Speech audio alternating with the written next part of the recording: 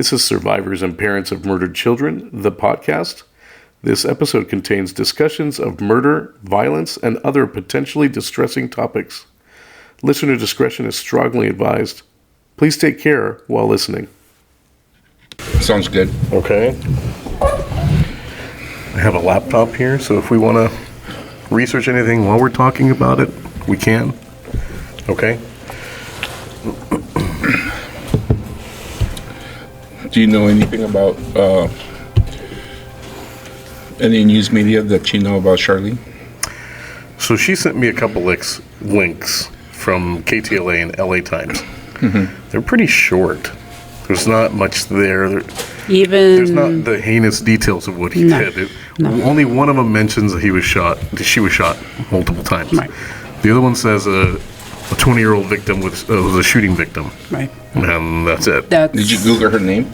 Mm-mm. That's all, but when you Google her name, that's really what comes up. Mm-hmm. And there's no follow-up until 2023.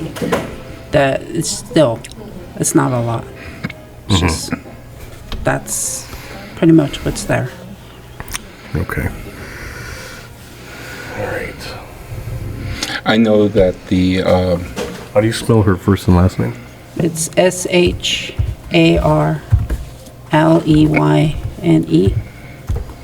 And then Conde. Conde.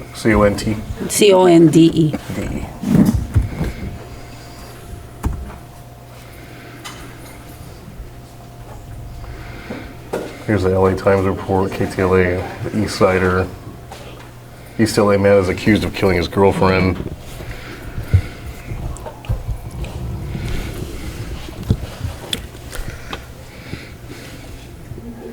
Well, I'd like to welcome you both.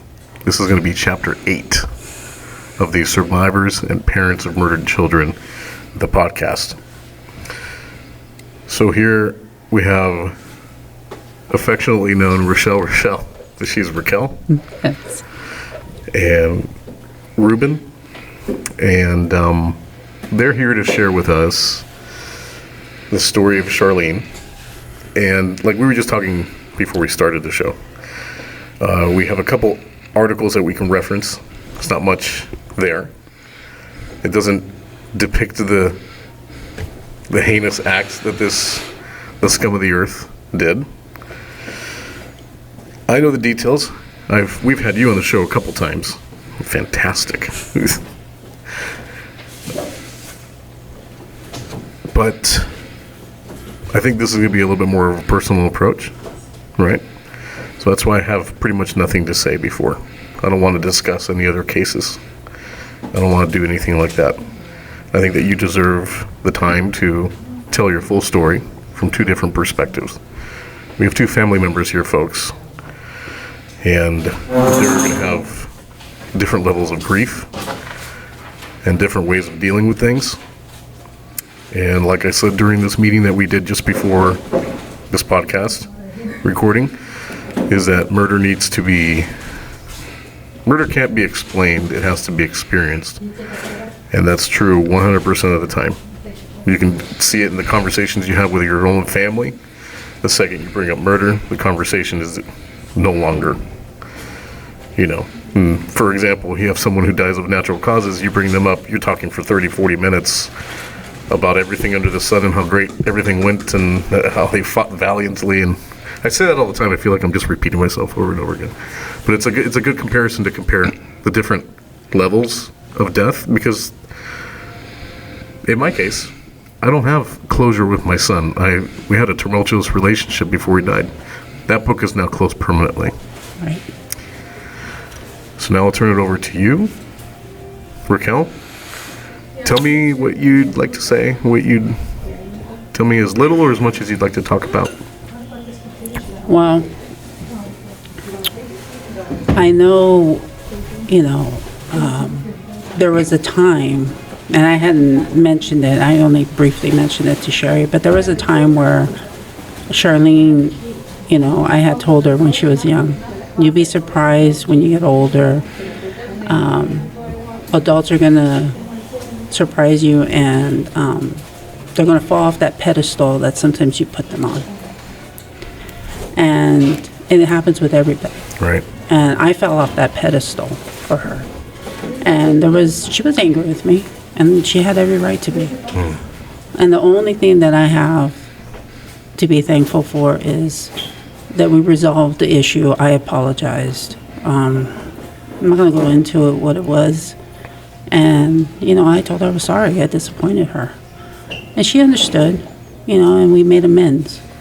And then, months later,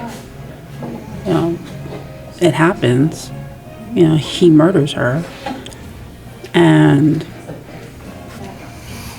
and the way that he murdered her, because I'd never met him. I knew of him.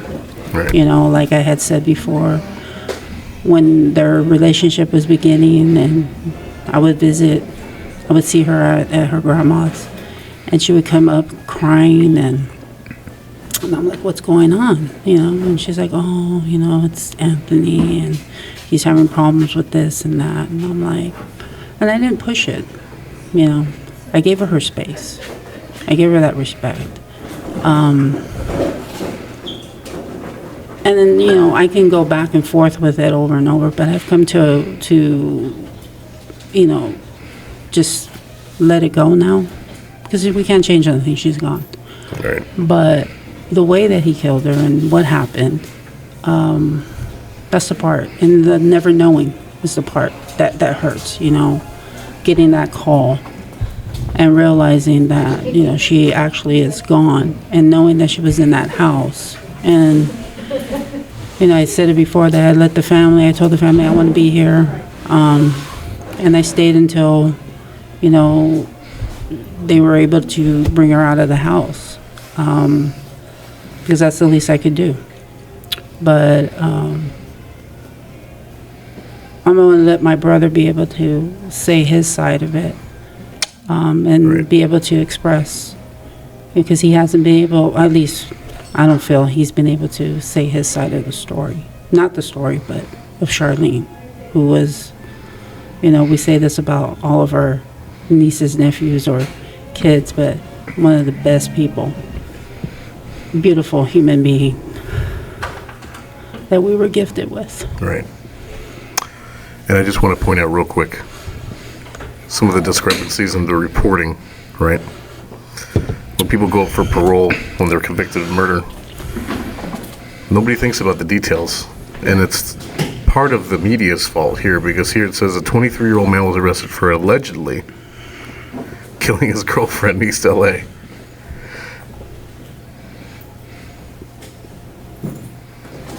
She was pronounced dead at the scene. Gunshot wounds. There's no details there.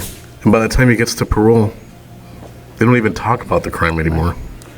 They talk about his little high school checklist and what he did in prison. And look at how he did in prison land.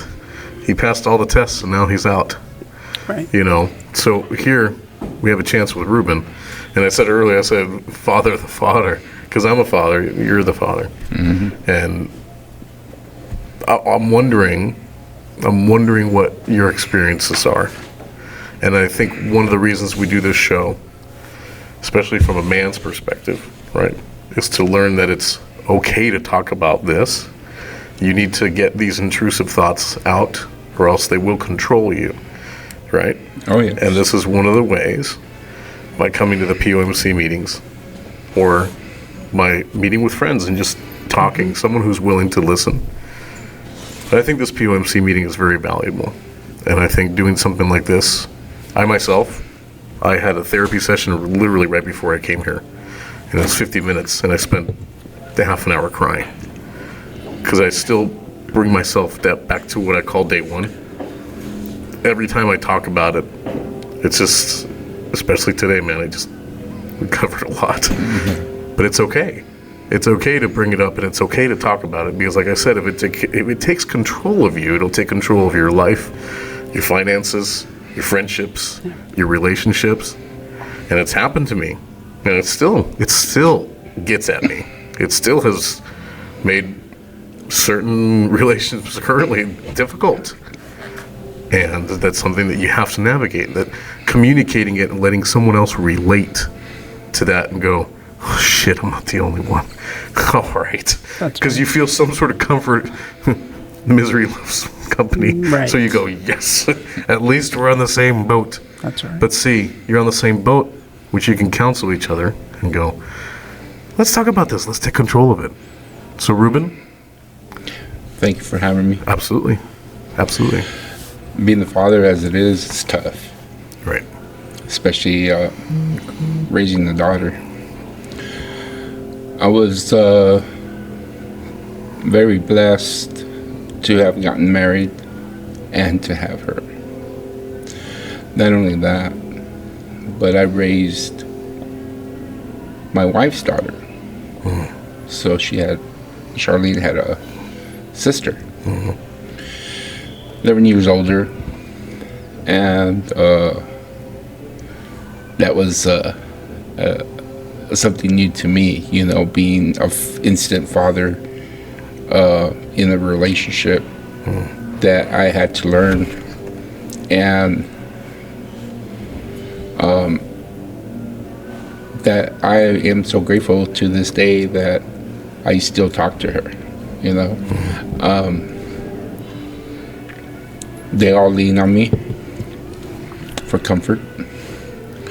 And, Sharleyne, like Raquel says it very well, she was such an inspiring little girl growing up.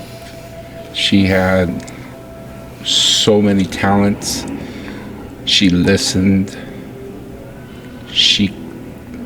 One thing that She about was a her, Dodger fan. a big Dodger fan. Just for you folks listening, Huge. we have a big collage here to my left of several pictures, and all I see is blue and Dodgers Yep. and pretty face. She's a very pretty girl. Yes. Yep. Okay. Very strong too. Yeah. She was a strong girl, minded and physically. But she played on a softball team. It was called Legends, Oh, okay. and she came up. She participated in her first being in the first softball game at the age of 14. 12. Okay. And That's good. She started young. yeah, but the majority of the time they start younger. Was it 12 or 14? 12, right? 12. Yeah. That's in the window of starting. Yeah. Yeah. So between my sister, myself, at different times, would throw the ball, teach her how to catch, did all the fundamental stuff, and just talk to her. And it's so amazing what you told her, how she comprehended everything. You're going to play the corners. That ball is your responsibility, no matter how high they throw it, how wild they throw it, way over your head. That ball's yours. The object is not the base. She goes, I know. The object is to stop the runner. All right. And she was so on top of it. Amazing. If you would have saw her play, she was just a beast at defense, playing the corners.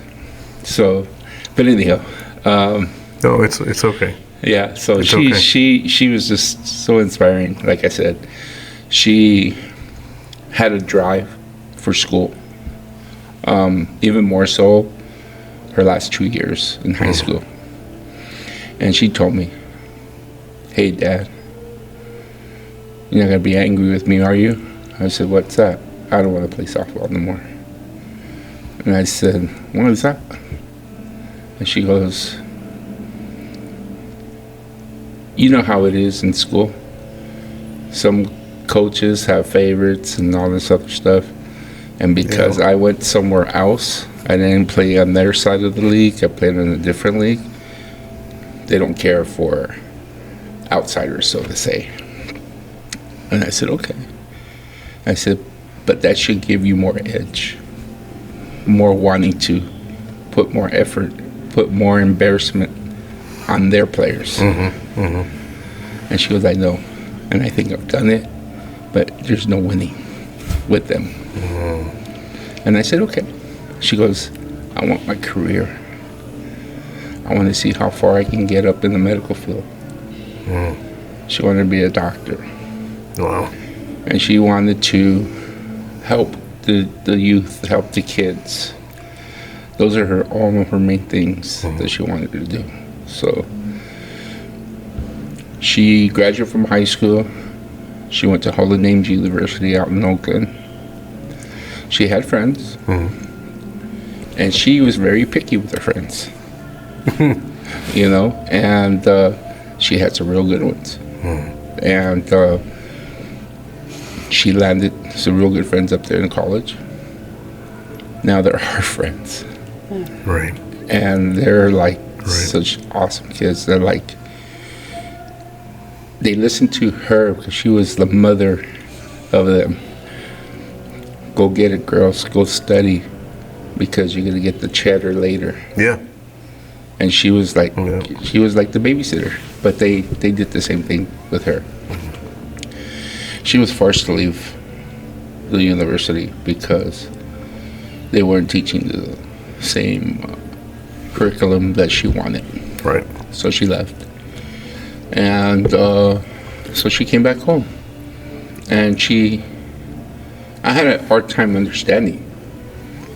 And she basically told me one day. And I said, okay, do what you got to do. You know what you have to do. She goes, I know, but I have to start all over, Dad. I said, it's okay. So this is where all this is starting. Okay. Right. So, so she started going to school, doing online classes, going to the college, Rio Hondo, and then later on she was going to ELAC and Rio Hondo doing I went online. to Rio Hondo College too, long time ago. Yeah. Yeah, so she was doing multiple colleges, junior colleges after the university, and online as well. And then she landed a job. Well, she was a security officer at a Casika Cheese and City of Industry. And at that point, she was very to herself, self-motivating, very busy. And I get it, you know, like communication with her was very scarce after that, a little bit. Okay. But I would check in on her and I would talk to her. And then like she would tell me, oh, Dad, I'm so busy. And I said, I understand. But it takes those 15 seconds to call me for, you know, so much time. And she goes, okay, Dad. So she would understand and listen to me. Nobody realized their minutes are numbered. Right. That's right. Right. And so And I'm guilty of that too. right. Yeah. So she pursued another job. And she left Casika. She was there for about a year. I didn't really like it because she worked throughout the night. She had to walk certain warehouses. I think Casika's warehouse has got to be like in Enormous. South LA or something, right? It was in the City of Industry. I was going to say, yeah, okay. Yeah. So no matter how you look at it, it was pre-COVID. Okay. And there, you know how homeless is. It's everywhere. Right. So she left and she got a job. I don't remember the name, but it's a pharmaceutical. And during that time, she met Anthony. During that time, when she was in the transition of before she started working. Can I say his last name? Yes. Anthony McEasy? Correct. Okay. Right. So, 23-year-old. Yes. Well, at the time he was arrested. Right. Right. And supposedly that name is South Dakota Indian. McEasy. Anyhow, so she knew of him, I guess, when she was in junior high. Okay. Friends of friends, she knew of him. Didn't really know him. That just creeped me out, man. Yeah. Just hearing that she knew him in middle school. Yeah. Okay. And then he went back. His parents were abusive to one another. And so he went to somewhere back east with his mom, went to school out there, and he came back so he could be with his dad, came to school out here.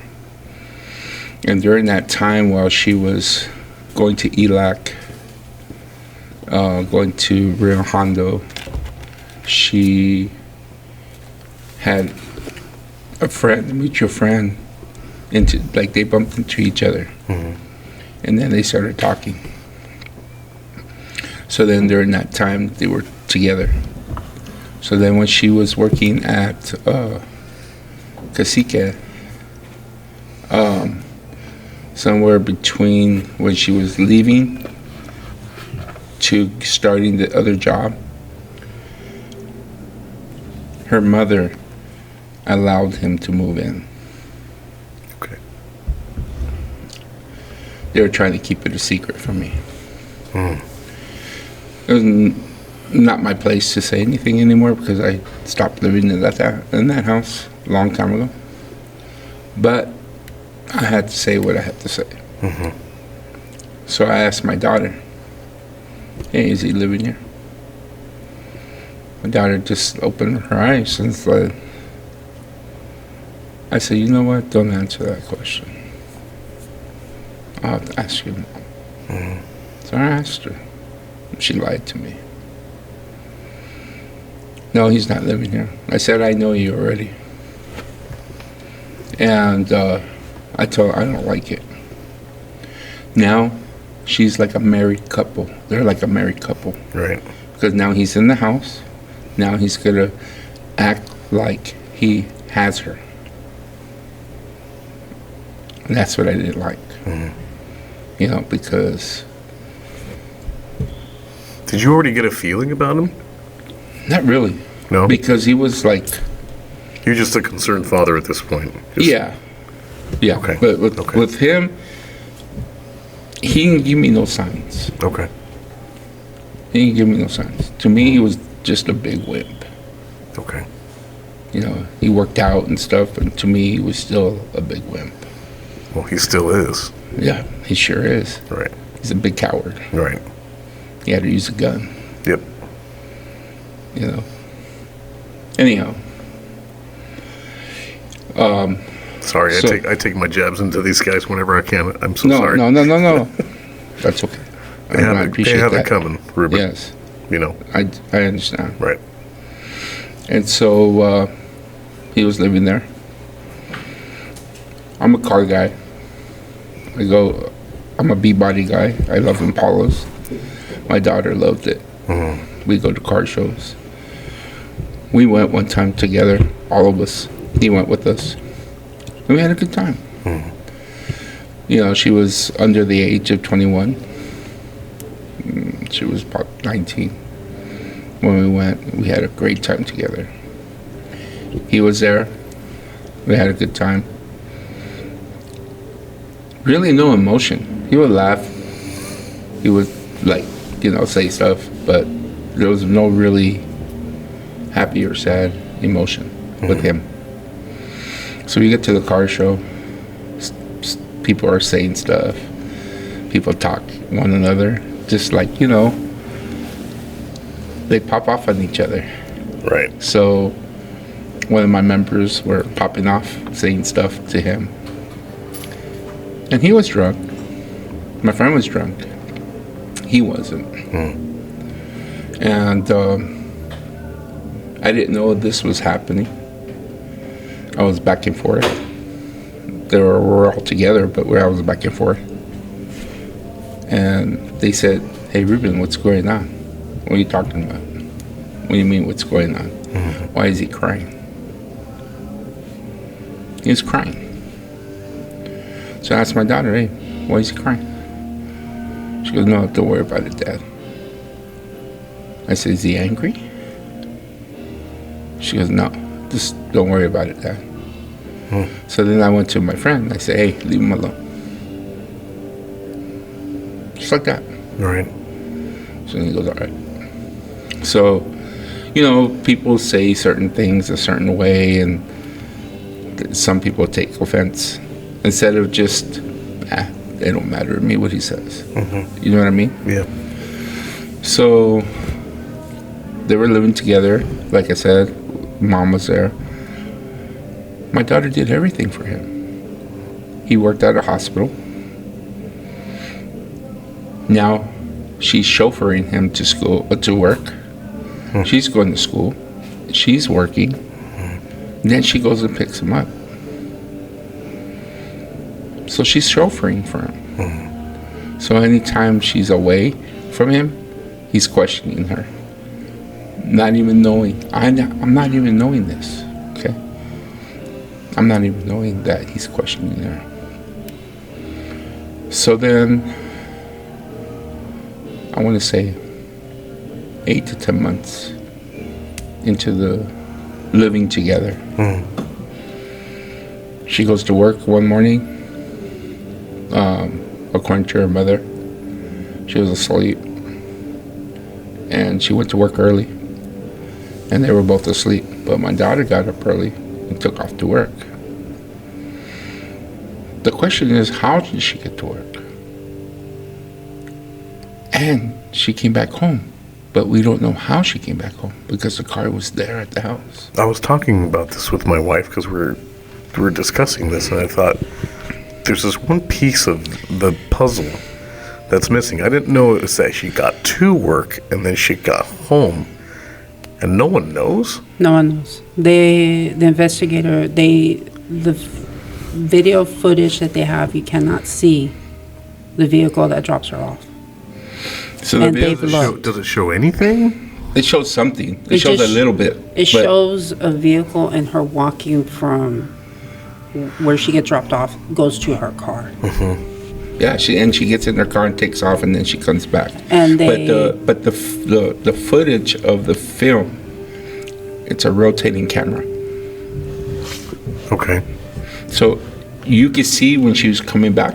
But you can't see when Right. anything else, because I get it. Right. and It's they did a search on her phone, and there's no record of anything. That So was if gonna it be was my Uber second or question. anything, yeah, there's Is check the phone for the records, see they if she did that. called, There's nothing. triggered a ride share.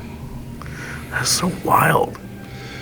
It is. What a And that puzzles me so much because Ruben, that puzzles me. It Ever puzzles since I all of heard it, I us. thought that, All of my us. daughter, she had friends. And I know she had male friends. right? Okay? I don't think he really knew that. Oh, Because I personally think he is already jealous. He's already. There's other conversations later on, which I'll share.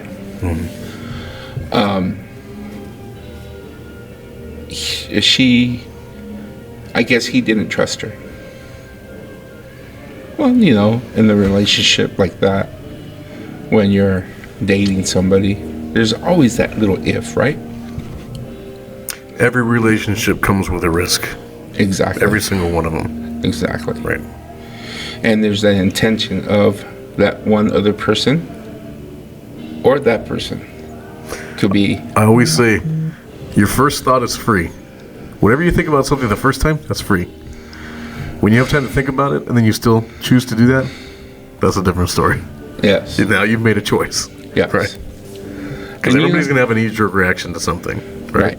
Right. So I personally think that there was already a separate thing going on with my daughter, as far as because she wasn't happy with him anymore. And she didn't share that in details to any of us. She didn't show those emotions to anybody. She thought she could handle it herself, pretty much. She can handle a lot of things, but there's a lot of certain things that she still couldn't And she was handle. a very, very private person. Yeah. She really was. And she did, I mean, I agree. I mean, she was a very strong-willed very private person, and I agree with him. I believe she thought she could manage it. Yeah, so the day of that she gets back, she goes in the house. I want to say it was about 10:15 or so. In the morning? Yeah. Because it says they responded at 11:30 in the morning on Monday. So it was after 11 that she took off in the car, and then she came back, Okay. and then she parked the car. She walked in the house. I kind of know the steps already. Yeah. Because, like, when you're a family man, you know your kids' steps when they walk into the house. Right. You know what I mean? 100%. And not all the time it's the same. I have but some kids majority at of the home, time- and man, they're like Clydesdales when they walk around. I know who's walking around. Yep. Yeah. So my thought is she went into the house. She went towards the dining room. She dropped her keys off. Went through the kitchen. She probably said some words to him. Was probably surprised. She kicked her shoes off. Went to the restroom. She came out. Bam, bam, bam, bam, bam, bam, bam. That was it. But first it was bam, bam. Right. First. Then he went outside. Sorry. That's what the detective said. No, that's okay. It's Okay, 11:08 when she went in out. 11:08. So I was almost on time. Like, yeah, right. Yeah. He went outside. So wait, because we talked about this in the meeting, because you and I have talked about this in detail. Not on the show. No. And the details are that he shot her. The gun experienced a malfunction. He cleared the malfunction, and then kept shooting. Is that Right. correct? So, Yes. So there was an incident where he shot her twice. Pow, pow, according to the neighbor. Okay. He went out through the back door thinking that somebody's popping off fireworks. Okay. He goes outside to the front yard. I don't remember if he had a shirt on or he took his shirt off or whatever. But the camera footage, And this is Anthony now. yes, So he comes out. he comes He outside. shot her a total of how many times in the face? 8. And a couple, so there was a unspent shell Right. in the room. That's the one he In cleared. her shirt, in her shoe. So the detective mentioned that he And when you do engaged that, the it weapon, launches- it launched it out. Right. So he was making sure, not realizing that weapon was- was already right. engaged Right. already. Yep. So he Makes cleared sense. and then when he shot the two, pow pow, then it jammed. Then he cleared the jam. Then he shot 6 more times. yeah, but during the 2 times that he shot, there was a moment that he went outside. The camera caught him outside. Get out of here. Yeah, he went outside. And he did these fence push-ups, I call it. Or, you know how you go to the countertop and you want to do a push-up? Yep. He did that. Get out of here. Thinking, what should I do, probably. Then they saw him going back in. The neighbor heard the shots again. Dispensed everything that he had. Right. Then all of a sudden, he runs out of the house and goes to the neighbor, shouting that he didn't want to get killed. He didn't want nobody to shoot him or kill him. Pounding on the neighbor's door. The neighbors are in their 80s. His name is Dale. God bless him. His wife. I want to say, forget her name. I forgot her name right now. That's okay. But he told her I'm going to go outside. Do not open the door till Wow. you see me. Wow. So he was on the door ledge, like on the step, and he found the opportunity to open the door. And when he opened the door, he flew back. His watch came off, his glasses came off, and he went to the ground. He shut the door. So he has one of those trigger doors that locks. That's when he told her, call 911. He said, don't open the door. He ran into the house, went into the hallway. He saw my daughter laying on the floor. Checked her vitals. And then he went out and said, call 911. His footprint showed walking out. He was in his socks, and there was blood on his socks. But, on Anthony's socks. But he was still in the front yard of the neighbor. So they called the police. Police came. There was a female officer. Then there was more people, more officers that came. And then the ambulance, I guess, showed up. They were giving him he was giving them a hard time. Wrestling with them, according to what all the neighbors had told me. I'm going according to what people were saying. During this time, I was at home. I was doing a job for Sharleyne's grammar school teacher's girlfriend's house. Mm-hmm. And that morning,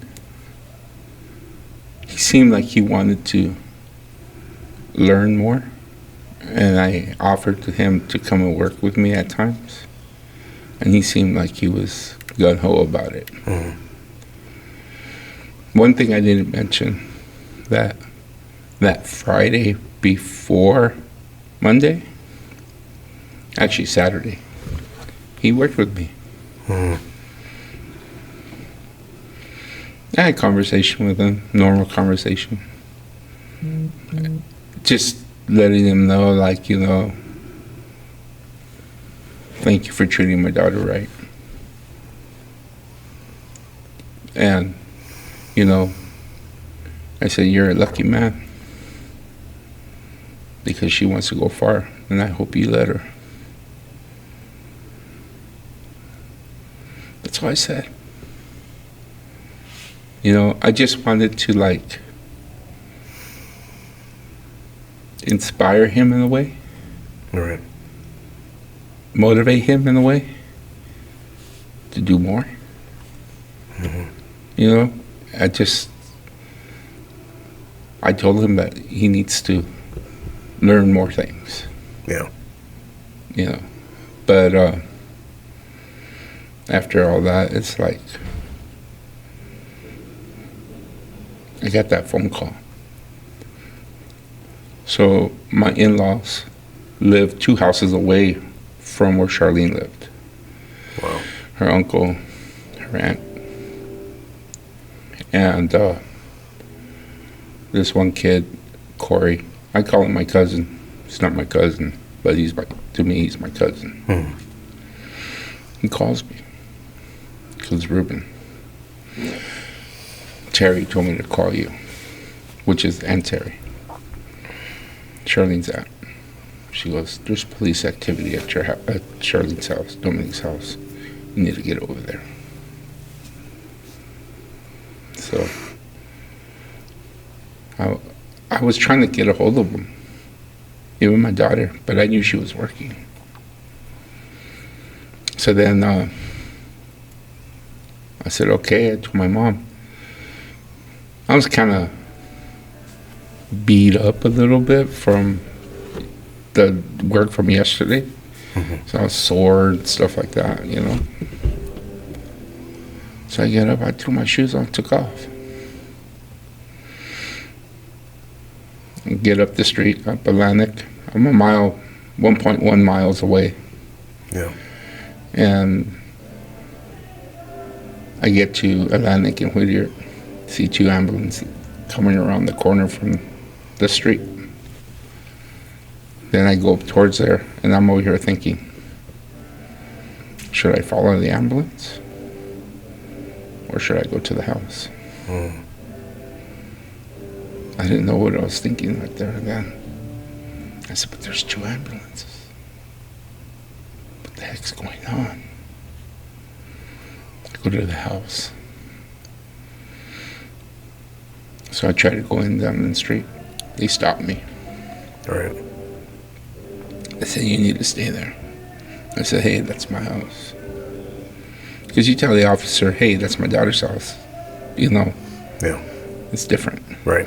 I said, it's my house. And they're like, you need to stay here. They're going to come and question you right now. And I'm like, what's going on? We don't know, sir. Still, and there's an investigation going on right this minute.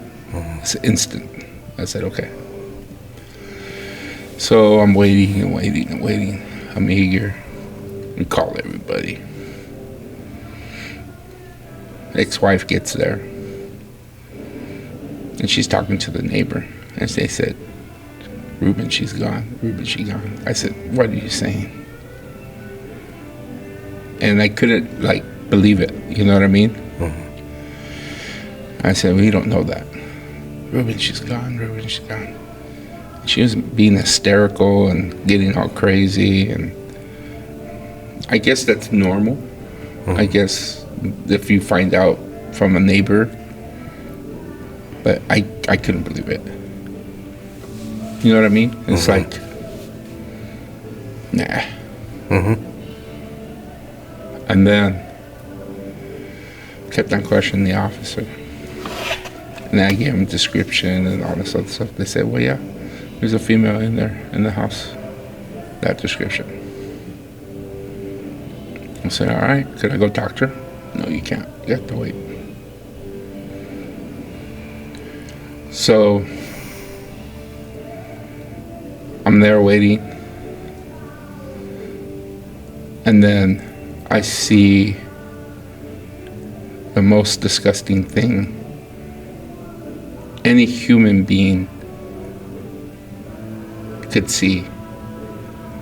And if you don't know what I mean by this, I saw the white canopies come out. I just about lost it.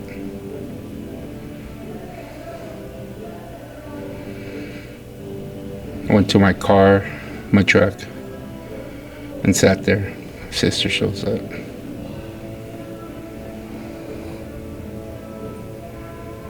She was heated. Not bad. She was heated. She was questioning me. Like I should have some sort of answer for her, which I didn't. That's called disbelief. When you don't believe something, you have to have and, answers right now. No, and it's weird because when I ran down the alley where I parked at, and I tried to get through the officers that were in the alley blocking the way, and I told them, you know, my niece is in there, my goddaughter's in there. You're gonna let me in because I got to make sure, you know, that she's gone. Right. They're like, no, you got to go over there to her family. And they had to, you know, hold me back. And I'm like, so I went and I ran. I went to him. And then I was asking, where is he? And then I said, you know, now I know why she didn't want me to meet him, because there's a long story to that. But, Right. and I didn't mean it in that way. But his response was, what would you know about that?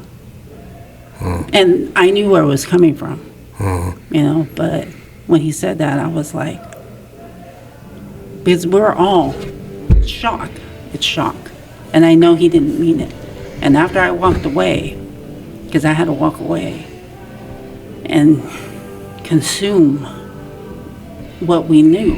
Right.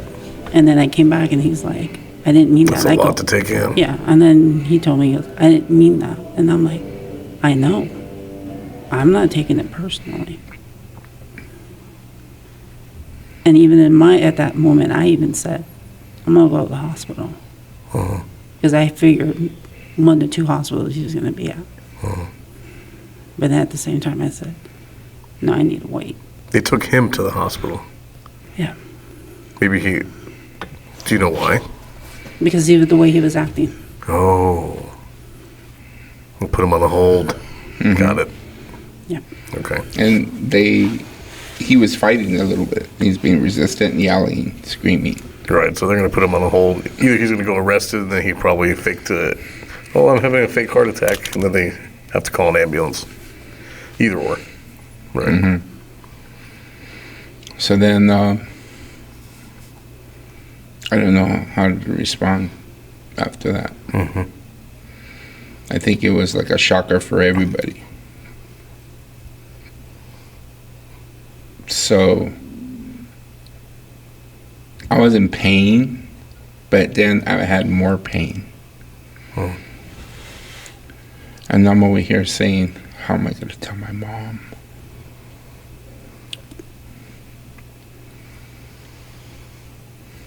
Yeah, because everybody no one had told her yet. I called Sherry.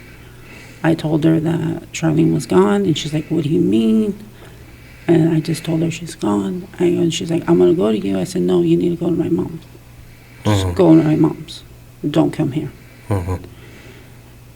And, yeah, when the detectives finally came to us and, coming back and forth, when they were finally done with that, coming back and forth, because we're waiting for the forensic team, that's when I told Ruben and I told the rest of the family, you guys need to go. It's going to be a long time. They have to gather all the stuff. And you guys need to go. And as soon as I know that they're going to, bring her body out, then I'll call you guys. But you guys need to go. And so Ruben was just looking at me because he didn't want to leave, but what else were we going to do? You're going to sit out here and wait. And I told him to go home, talk to Mom. And Dominique and Stephanie and everybody went home. Dominique's my ex-wife. Yeah. Okay.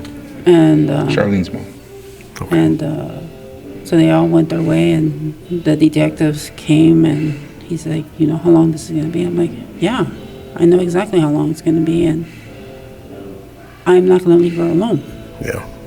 Even though I can't be in there, I'm not. I wouldn't have alone. left either. I would have parked my ass right there. In which they allowed me to, and the detectives and the police officers all came and were asking me about him, and I said, I don't know who he is. I never met him. Right. So, because they were all trying to figure out why. Right. Who would do something like that? So my train of thought after all that, and I was right there, and like she said, I didn't want to go, but at the same time, I had to lay it out to my mom. And my mind was like racing. But at the same time, I'm saying to myself,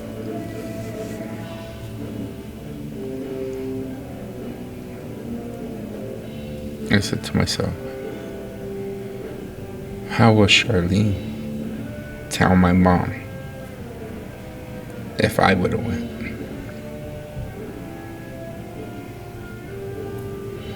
So I started thinking like that. I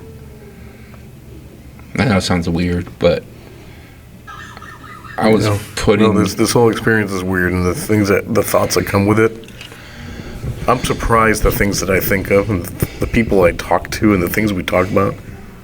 No, it's weird.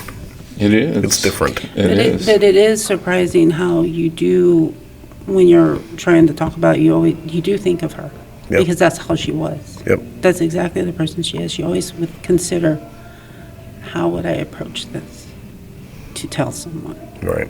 And that's the one thing that it is amazing. It's like even though we influenced her, and for her to grapple what type of person to be and mannerisms, she gave it back to us. Yeah, she did. Yeah, she did. So when I get to the house, I just told my mom it's not easy what I'm going to tell you. All right. I remember telling my mom that we called everybody at the house the day. We called everybody over to the house. My oldest daughter, my son's brother. Mm-hmm. Everybody. At that point, Yeah. her sister was there, her mother was there, her nieces were there. A lot of people were there at the site and stood with Raquel. And I went to my mom and I told her.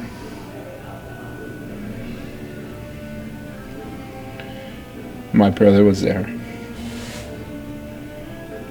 You know how hard it is to see a grown man cry?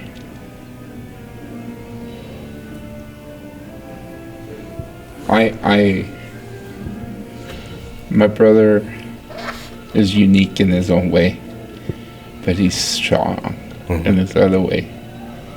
And to see him cry, it's just like, I couldn't imagine how my mom was feeling. And to see my brother cry. When the strong cry breaks your spirit. Yeah. Yep. And I was like, wow. So we had certain incidents that happened years back. And there were certain things said and done. And my older sister, Elizabeth, I kind of reframed her to be around my daughter after a certain age, because she would say these things to her that should have been had said to her at that age. Nothing bad. Just inappropriate. Kind of inappropriate, yeah, but nothing like crazy, but like something that she shouldn't be It hearing. was not her place to say. Right. It's my place to say. And so Okay. it was. Got it. It was his place and The mom's. and yeah, Dominique's place, and shit happened, and I told my sister, "This is on you." So cherish the time that you have with her. And it was a very young age. And it was And, hard for me to do that. It was hard for Sharleyne because she missed her, but But Sharleyne understood. she did. She's like, my Elizabeth was bad. Because she called her my Elizabeth. That's what. Yeah, my Because older my sister. sister she was very good with kids. Yeah. Her teaching, she talks like at their level. And that's what Sharleyne would like notice that, and then she would like try to take over, like she was the ruler of her. My Elizabeth did bad. She should have told me those things. Yeah. But as she got older, I talked with Raquel about idolizing certain adults, like she said. She realized it. She realized it at a young age. Yeah. Yeah. And it saddened me to do what I had to do. And it was hard between the wife too, when I was with her, So it was hard. There were some times that she got to see her, but I didn't leave her alone. My mom didn't leave her alone with her. So I told her, every time I had seen her, I told her, you got enough time with her. And it's sad. It was sad for me to say that to her. Because how can you do that to a family member that she raised us to? She was older, she was in her 20s, mid-20s. Like, she was like our parent almost, Yeah. And it's hard to tell somebody that with your own child. You know what I mean? But,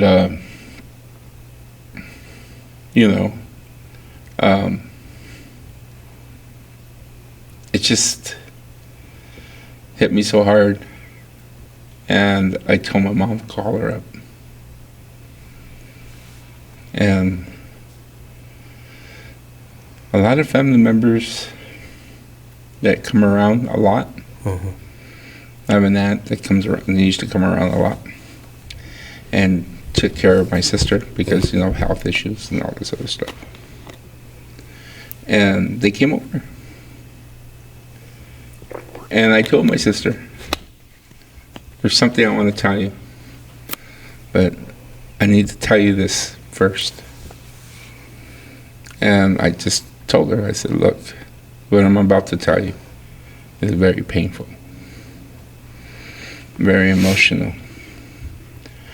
And I have to tell you that it really saddened me to have taken you away from my daughter. I had to tell you that. And she goes, okay, what's going on? And I told her,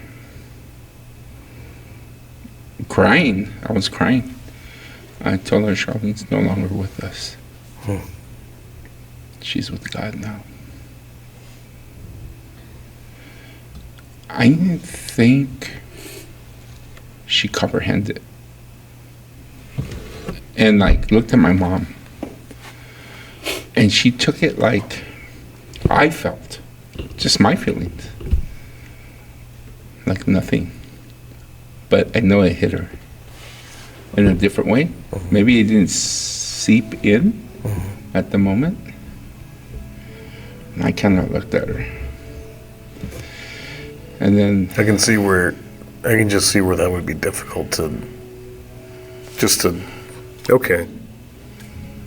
I get it. It's difficult to pick up on it. It'd be slow on the uptake for me. yeah. And my aunt came out and said, I didn't know you felt like that about your daughter. I looked at her. Wow. I looked at her. And I gave her this look that was so evil. I didn't have to say nothing to her. And I looked at my mom. I said, you see now, Mom, what we have to deal with? I said, I'm going to go to my room, Mother. She goes, okay. If you need to talk to me, go ahead and let me know. She goes, okay. So I went in my room.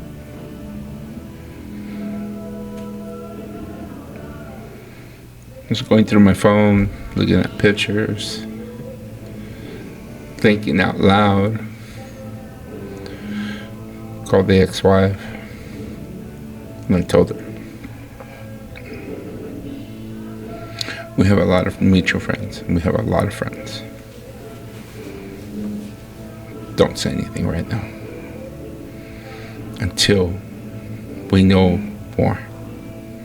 Do not put out anything or nothing. She goes, okay. So she started a GoFund right away. Right. I was kind of pissed. Right. She did it on her terms. And I'm like, all right, that's how you want to play. I said, it's not right. So I called her up and I said, you know what, I don't like it. She goes, well, somebody has to do something. I said, look, I told you not to say anything. Right. Now we're going to get phone calls left and right. I said, Exactly what you don't want to deal with at that moment. exactly. Not at all. Exactly. Give everybody who calls, you have to give the same. Really? Yeah. Right, where you're You'd you're wish you still could just do trying a mass to, phone call, get 10 people on the line at one time, all at the same time. and you're trying to get the whole realization of everything. And now you have this going on, and it's Right. So I was pissed. I bet you were. And I didn't know who to call or talk to. And believe me, I have a lot of friends. Friends that are so tight. And for some reason, I felt to call somebody else. and it was Eileen and Joe, good friends of mine. Eileen, I went to high school with. Joe, dating her. I called them both. And I told them that what had happened. And then I told them that I want to do something because I don't have the money to bury her or to have something. I said, I only have so much. I need help. What could I do? I leaned on them because I felt a sense of peace with them. Because I know they wouldn't say no to me and they wouldn't judge me. That's how I felt with them. And that's why I chose them to talk to first, besides my family. And he told me, he goes, give me your Venmo, give me this, give me that. And he goes, get some pictures, post it on Facebook,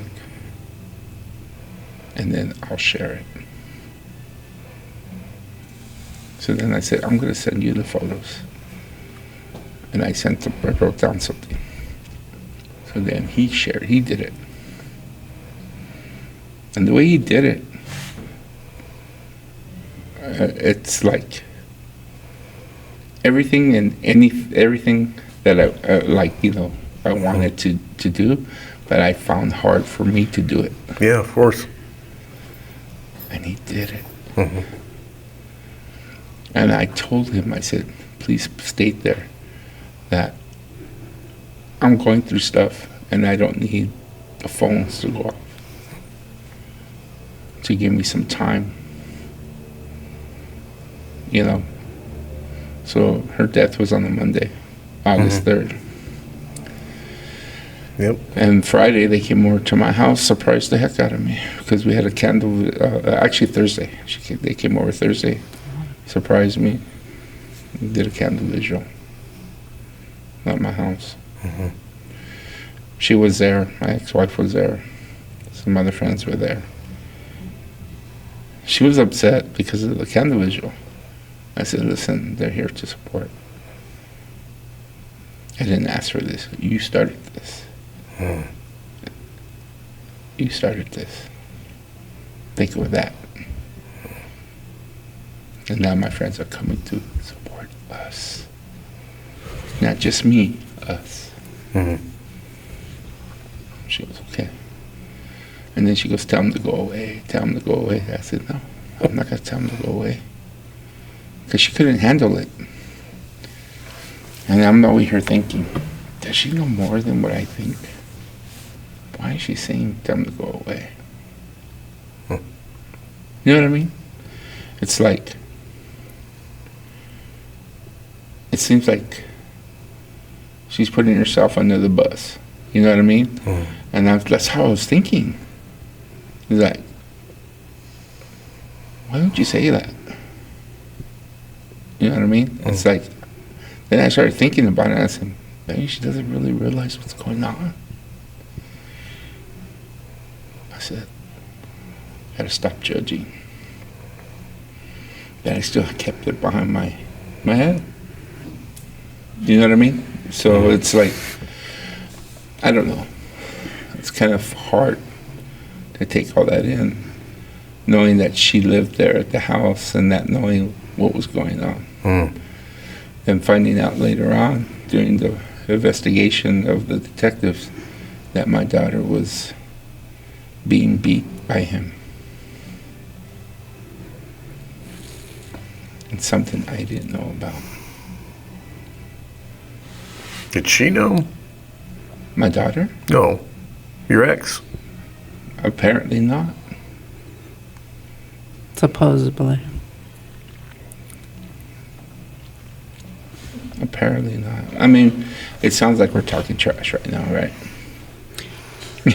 Look, I'm looking at hand signals from yonder. look, It sounds like we're talking trash. I'm not- I know that, but no. it's just my intake and my perspective. We all have our own opinions when it comes to it, and you know what? And then I'm entitled to keep my opinion. He's entitled to his opinion, Right. you know. And, To me, I think there's more to the story. oh, absolutely, But Sounds like it to me, but absolutely. But, you know, we find out through investigation of this.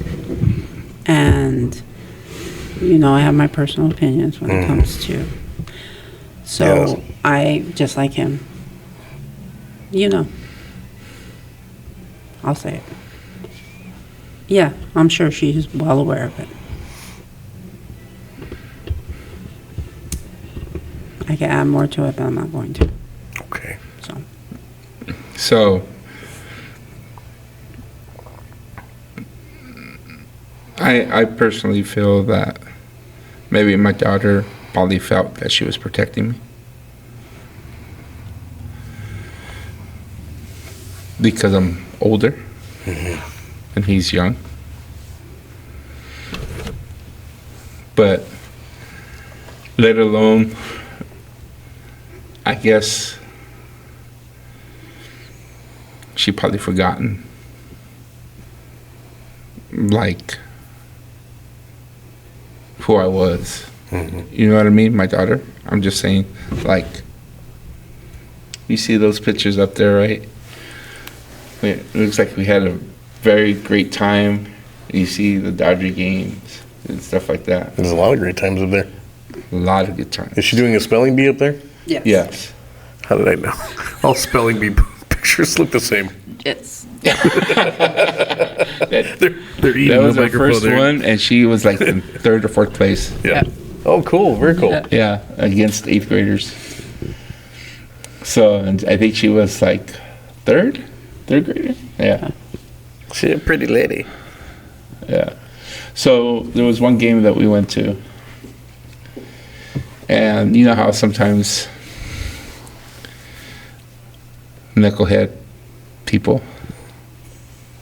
So I'm walking with my daughter. What are you talking about, Dodger Stadium? Yeah, oh yeah, Only sometimes?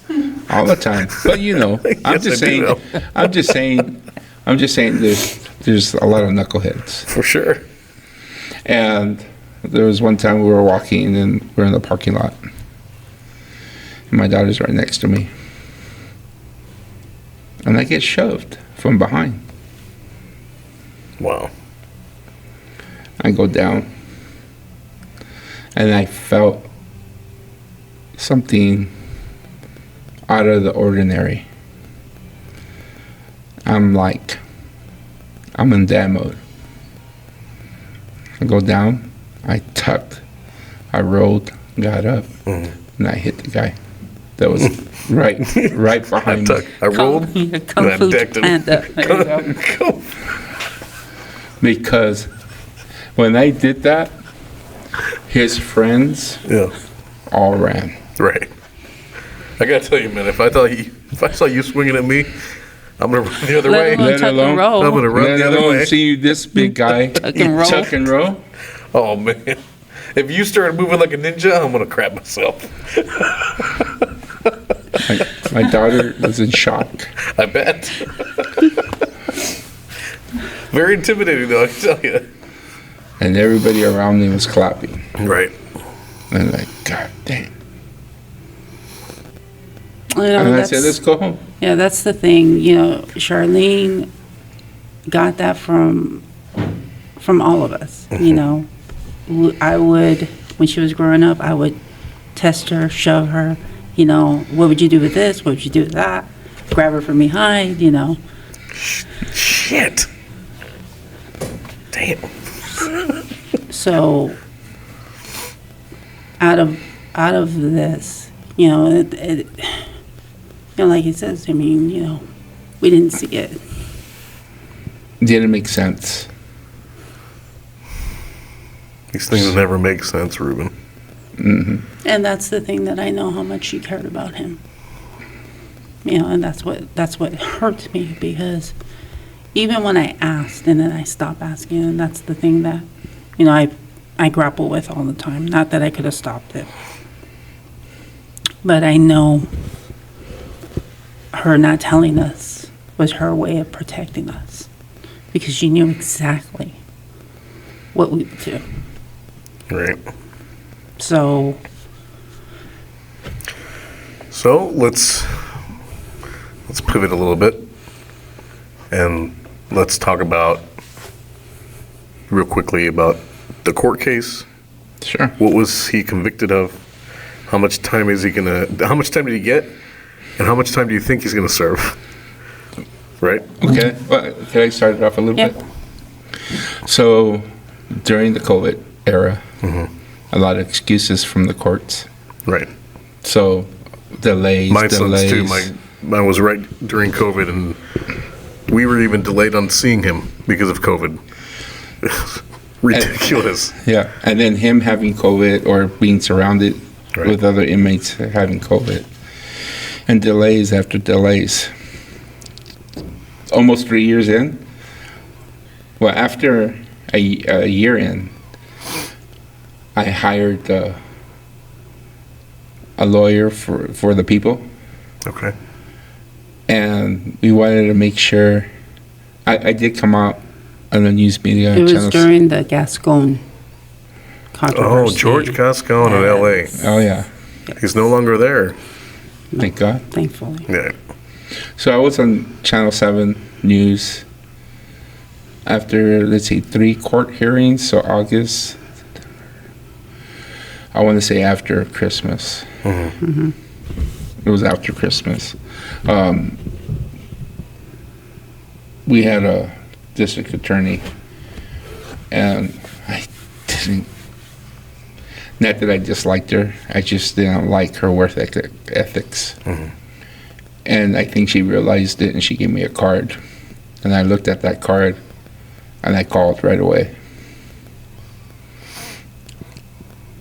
I thank God I did that, because I had my brother with me. And I told my brother, I'm calling this. He goes, all right, see what happens. So I called him up. And you probably know this gentleman. I know if you've met him. His name is Moses.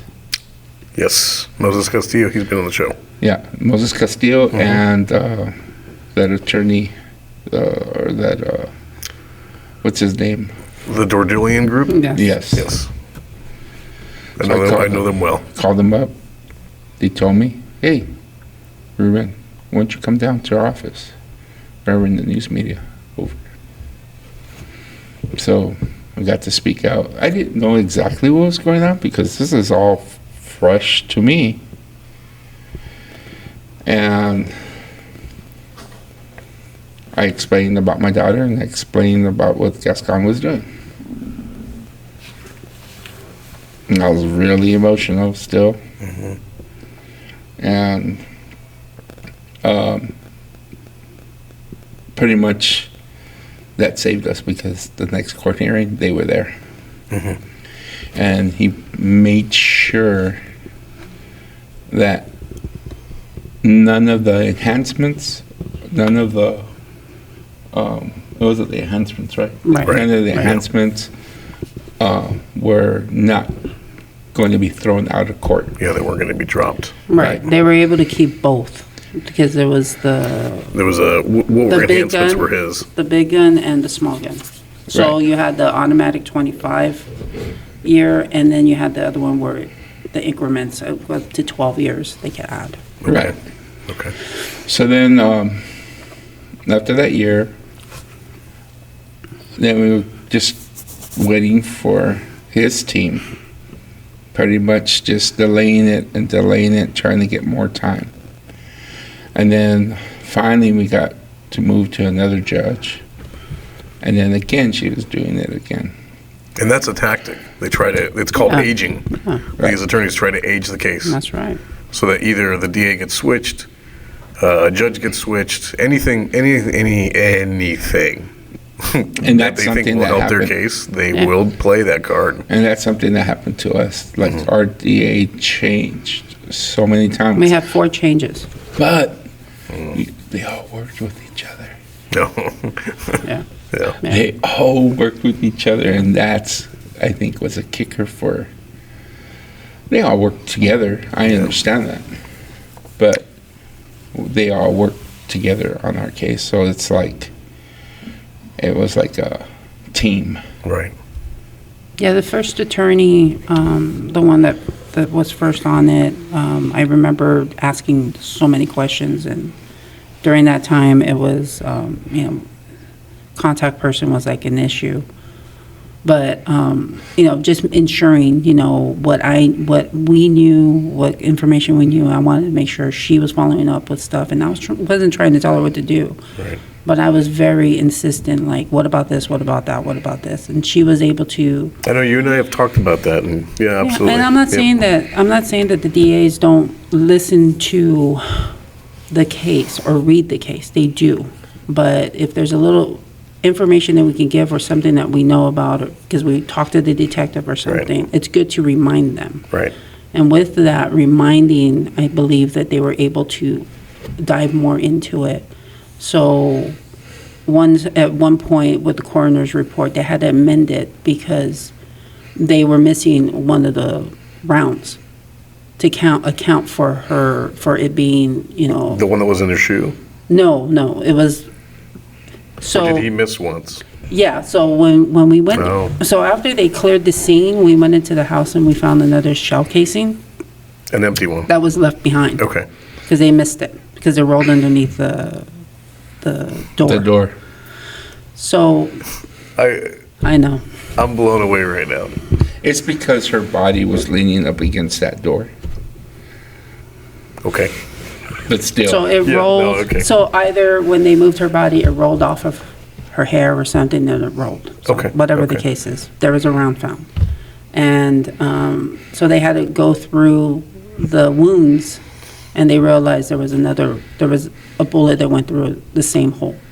So they could account for okay. it. So they had to amend the report.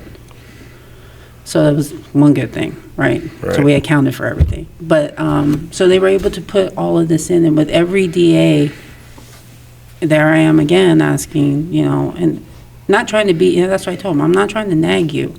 I just want to know what's going on. There's only so much they could tell me because I was the one that picked up the round and, looked at it, and I had to be a witness with it. But all the DAs did well, and each one that we got after took it even more personal. And I think it's because of us going to every rescheduled court date. I Right. mean, he didn't get arraigned until I think after the second year, officially arraigned. Officially. Because even when we went there, the very first, even though it was COVID, we went there, it was like, oh, continue. They didn't even charge him until after a couple of years, which was so frustrating. But So take me to, so here we are, he goes through the trial.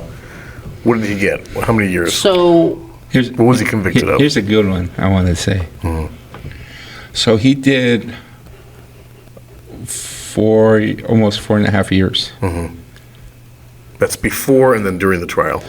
this is while The he time was frame. arrested, yeah. When he was arrested, Right. he He was did, 4 years in before we were able to, you Get know, Off a deal. anything, right? yeah, before he plead or anything. Right.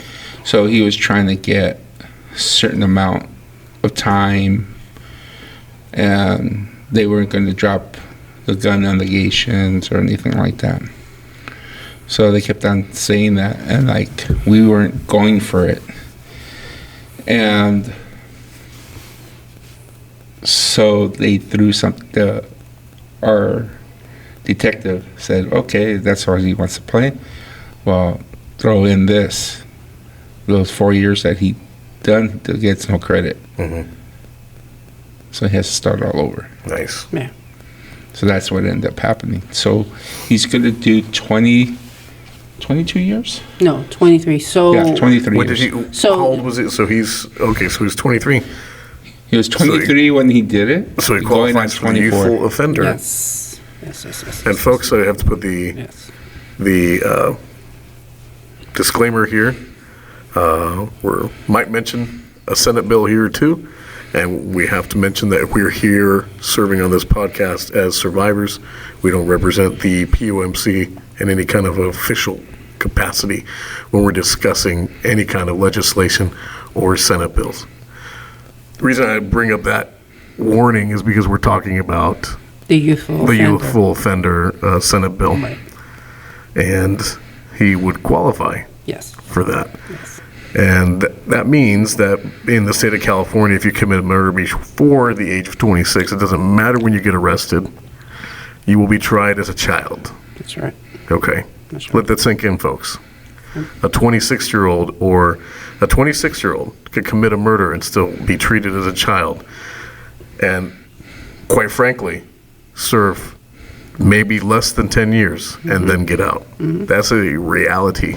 Yep. That's not, I'm not making this shit up. Yep. That's real deal.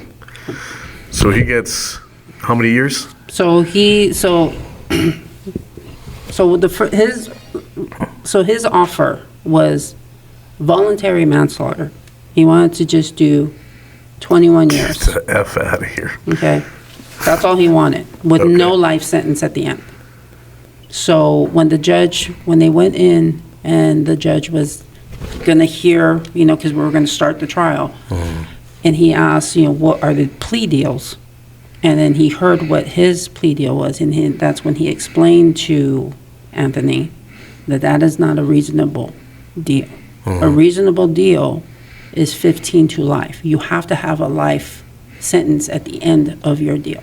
That's a reasonable deal. Second degree murder, 15 to life. And so I believe his lawyer took him to the back, they talked. She came back out, talked to the DA, mentioned that.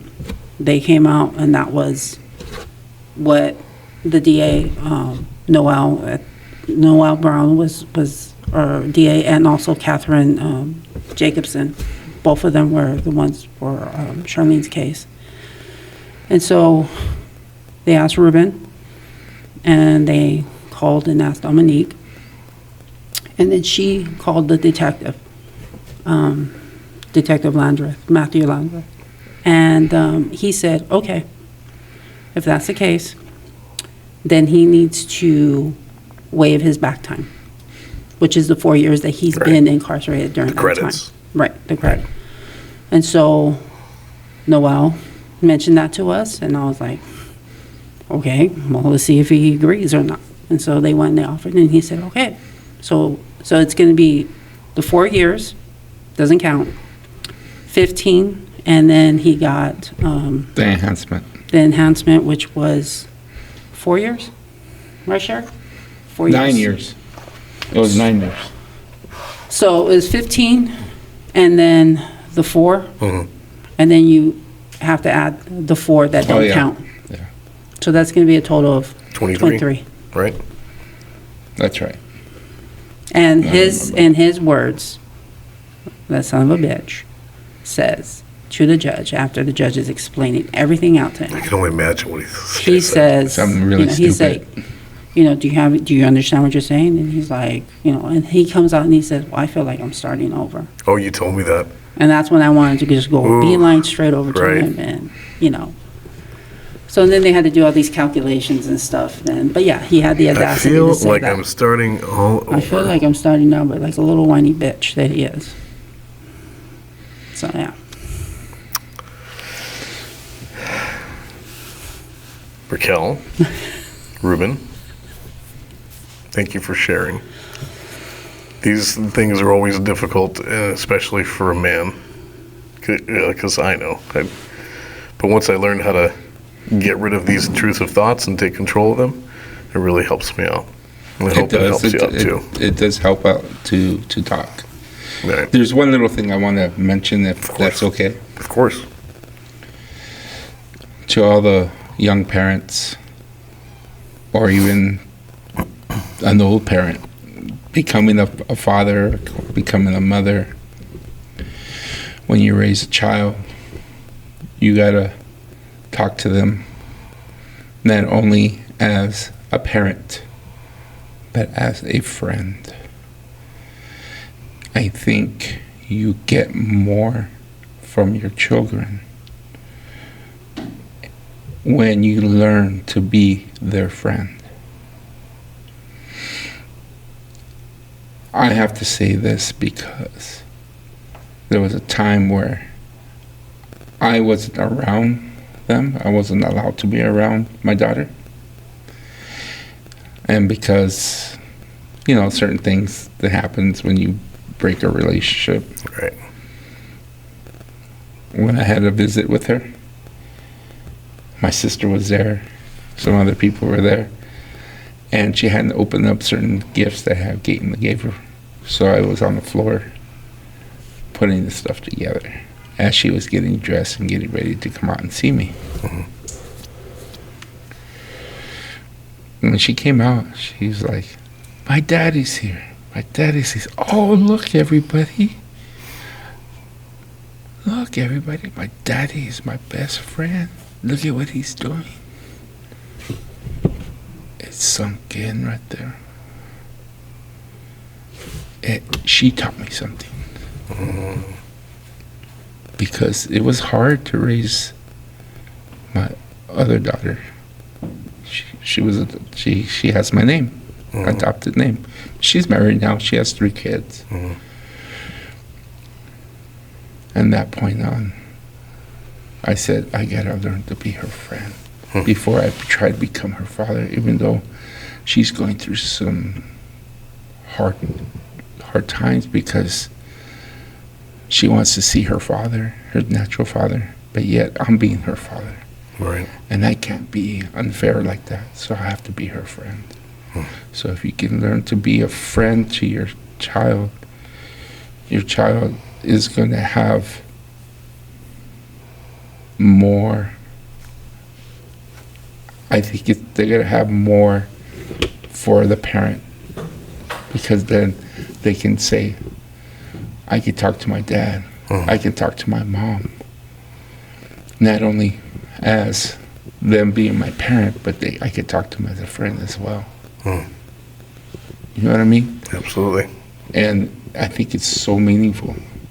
And the other thing is that everything that's trending, and I have to say in the last 20 years, the phones, all the electronics, all the social media stuff, it poisons a child's mind. It's the devil. Yeah. It's the devil. It poisons the child's mind. It's the devil's tool. And It's the best one he's you got. got to restrict it from them. Right. Because as they get older, they tend not to talk to you. And if you learn to be their friend and talk to them and explain to them everything, and you only give them a certain amount of time with the phone or the computer, they need to learn. I understand that. But you said something, I've actually said it in different ways, but I always say, with a kid, you have to be their superhero. Yes. Because before long, they're going to look for heroes elsewhere. Yes. That's right. And that's what's going to happen. That's right. So That's, one thing I got to you say. said friend, I say superhero. Yeah. Some people may use a different word, but in the end, it means stay close to your kid and Right. pay attention to your children. Right. And like you said, you're going to get something fed back to you. It's a closed loop communication. If everything goes well, boy, it's going to go well for you too. Exactly. You're going to learn things from your children. Oh, absolutely. Absolutely. So- As a godmother and as an aunt, all I can say is, we tend to have the friendship when it comes to our nieces, And the thing I have to back with what he says, from my perspective, and losing Sharleyne with the way she was murdered, all I have to say is don't question the privacy that they have, but be more intrusive. Because, and I'm not saying that, I'm not saying I would have changed anything. I wouldn't have done it. But the more you poke at the bear, you're going to get a reaction. And that's the best thing that you can do, is just keep poking at it. You're not trying to be an a-hole, but you need to make sure that they're aware. All right. I'm going to poke you if you don't, what's going on? Open up to me. Because in family, you're never going to lose that family connection. All right. And a lot of people may not know this, but there's a lot of different domestic violence. And I feel my daughter's, she was in the domestic violence with her boyfriend in some ways. And I feel like if you become closer with your kids and be their friend, although my daughter and I were really close, and I don't know why she wouldn't share some of the things she would share. And like we said earlier, she was probably protecting us. But don't let the silence of domestic violence get you. And that's what I call it. The silence of domestic violence. That might be the name of this chapter. That sounds... that hit me. Ruben, thank you. Raquel. Thank you. Rochelle. Thank you. Thank you. These stories are why this podcast exists, not to reopen wounds, but to keep victims' names from fading. To remind the world that every number and case file represents a life once filled with dreams, family, and love. We thank Sharleyne's loved ones for their strength and for allowing her story to be shared here. Not as a headline, but as a heartbeat that continues to matter. As always, the views expressed in this episode are personal and do not reflect the official stance of the parents of murdered children, the POMC.